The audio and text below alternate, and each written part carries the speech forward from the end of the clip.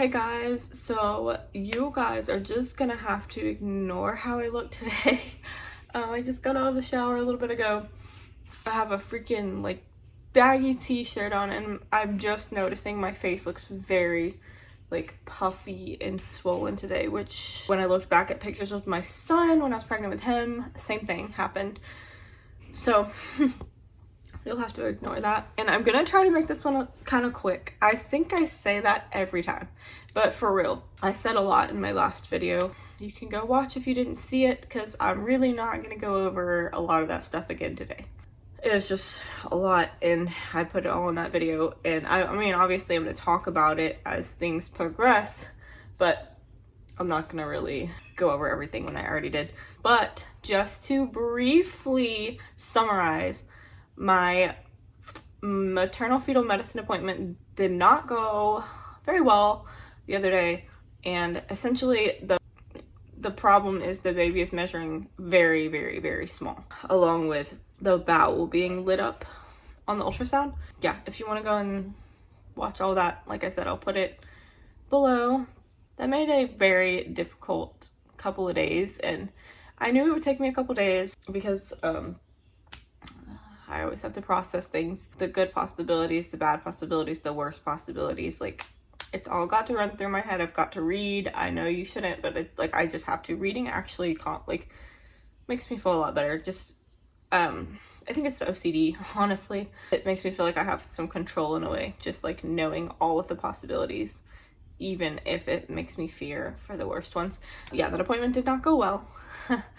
But I am feeling a lot better, a bit more optimistic in the last day to 2 days, especially since I found a Facebook group that I have joined with other people who are dealing with IUGR, which is intrauterine growth restriction. I swear, when something happens like this, you learn all these new medical terms and you feel like a freaking doctor trying to explain it to people. But anyways, I've seen so many amazing like stories, and like the rating on there has just really helped my mindsets. So I'm just gonna talk about my mostly like regular things from here on out, with, of course, if something comes up, I'll talk about that. But we're just gonna go ahead and do like me symptom wise, because I definitely didn't I don't even think I talked about that in my last update, really. I don't know. As usual, I still have nausea in the morning. I pretty much throw up every morning still. I'm gonna say that probably till the day I give birth. So I throw up almost every morning. Usually I can take my medicine, which, like I've mentioned, I think before, I'm down to half a pill, which is only 2 milligrams, whereas with Mason, I was taking 8 and then I took 4 for like the whole half of my pregnancy. So I am proud of myself for most of the time only taking 2 milligrams a day now, because it did kind of scare me to start, because I was afraid I was going to take 2 milligrams and then I was going to feel gross, and some days I do. But just the less medication that you put in your body, the less chance of, you know, possibly developing those things that are rare but can happen, like a cleft palate and some small heart defects and stuff like that. So yeah, I'm still nauseous in the mornings. There are some amazing days where I wake up and I almost don't feel nauseous at all, but if I lay there too long, I know I'll end up feeling sick. So I do still go ahead and take my medicine and let it get in my body, eat something, and then those days are just absolutely amazing where I can do that and feel mostly normal. Of course, as I'm getting bigger, I'm gonna back this up a little bit today. I feel like I'm always so close, and like I can't ever see at all how my belly is looking. Of course, I'm wearing a white t-shirt today, which is like hopefully not getting wet, but anyways.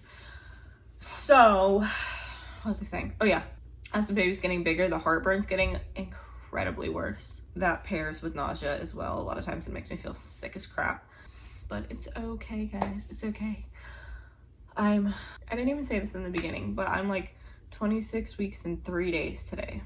And because of my diagnosis and this being high risk now, every day that I stay pregnant and then doctors aren't saying like we might have to induce you soon, is gonna be a really big deal. Because in that group that I'm in, there are people that have literally had to be diagnosed at 26 weeks, 29 weeks, 30 weeks, like, you know, and even the ones that were diagnosed at 34 and 35, a lot of times there is at least a small NICU stay.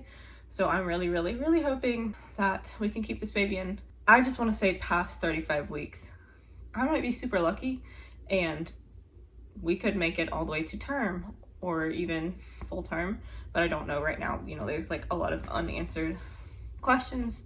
So right now I'm just happy every time I feel the baby kicking and I don't have to worry, and every day that passes by, because that's the babies, they develop so quickly. Like every day is so important.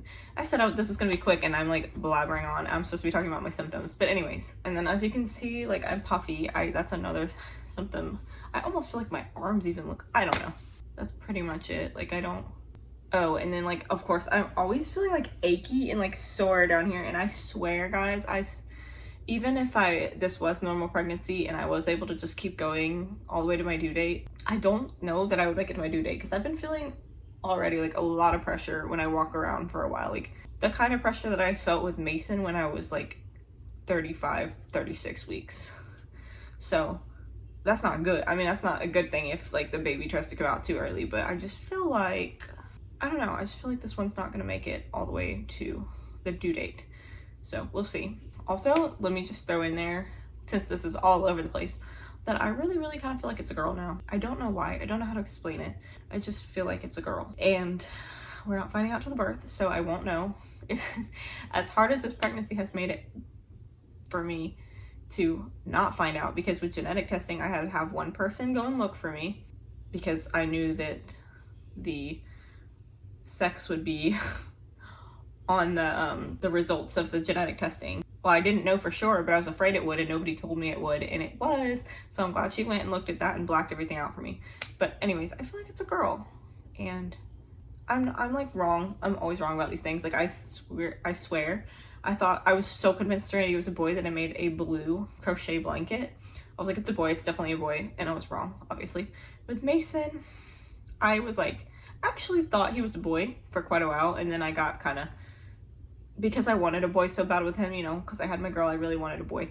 And I was like, I think it's a boy, I think it's a boy. And then right when I was about to have my ultrasound, I was like, it's probably a girl, it's probably a girl. But I just said that because I really didn't want to be like too disappointed, which sounds so terrible to say, because especially now with this one, even though I do have a slight preference, now it's like I literally don't care. Like it does not matter as long as the baby is healthy. I mean, it didn't matter anyways, but there are just different reasons that I was preferring one a bit over the other. But now it's like literally who cares, you know, like as long as the baby is not sick or just doesn't have any like really bad issues and is able to come out and be strong and all that stuff, does not matter.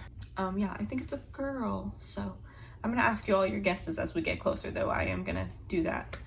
The baby, it's kind of hard to go by my apps now, considering my baby is measuring about 2 to 3 weeks behind. So it's really hard to look at the sizes and be like, okay, but that's not right, because according to the ultrasounds, my baby, like when my apps were saying the baby was around 2 pounds, I know that my baby was not even like 1.5 pounds.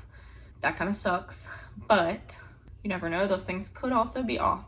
I do know that this freaking bug, I do know that my baby is somewhere around 1.5 pounds right now. And I'm really hoping by my next appointment where they actually check the measurements, which I don't think that one is till the 30th. My next appointment is to check the placenta. I'm pretty sure specifically check the blood flow from the placenta and all that. So I don't think I'll find out measurements and weight and all that of the baby until the end of the month, which is kind of wild to me.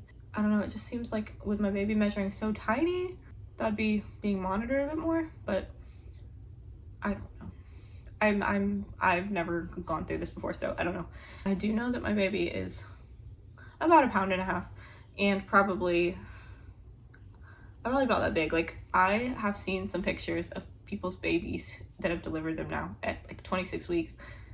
And it just like, those things almost make me cry when I realize like that my baby actually looks like that right now inside of me. It looks like a full grown baby. It could come out in the world today and it would look like a baby, just really red, and we don't want it to come out, but just like, it's insane how quickly they go from being that big to literally being a whole human. I don't know that there's a lot more to say. Like I said, my next appointment is on the 16th to check the placental flow and all that. And then I have a regular appointment on the 21st and the next anatomy scan on the 30th, which is going to be the one that scares me to death, because that's where I'll find out if my baby has stayed below the first percentile or if there's some good news and it has somehow gone up. I would be so freaking happy if if the baby was even up 5%, because that is growth. But as it gets closer to that point, I will talk about the things that I'm really hoping to see at my next anatomy scan.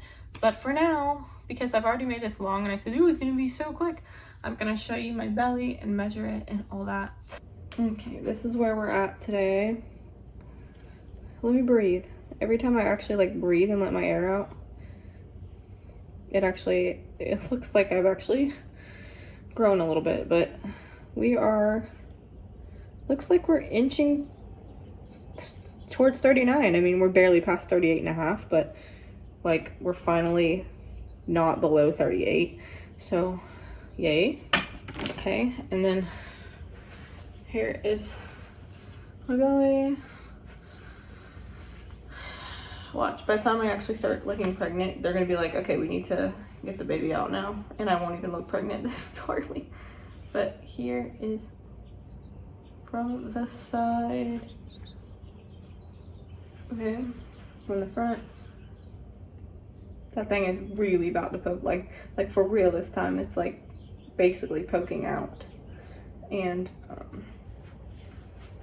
then from the other side. I think I look pregnant today. Yeah. But, okay, that is my update. Like I said, I wasn't gonna get super deep into anything yet because I will absolutely make update videos when I have updates. And right now I just don't have any. So I'd be talking all day if I just sat here and talked about all of the things that have gone through my head, which I might do in a little diary one day for anyone who actually cares. But yeah. Hoping for the best, and I did feel my baby moving a minute ago, so it's always so reassuring. But all right, I'll see you guys for my next video, which will probably be my next update. Bye guys.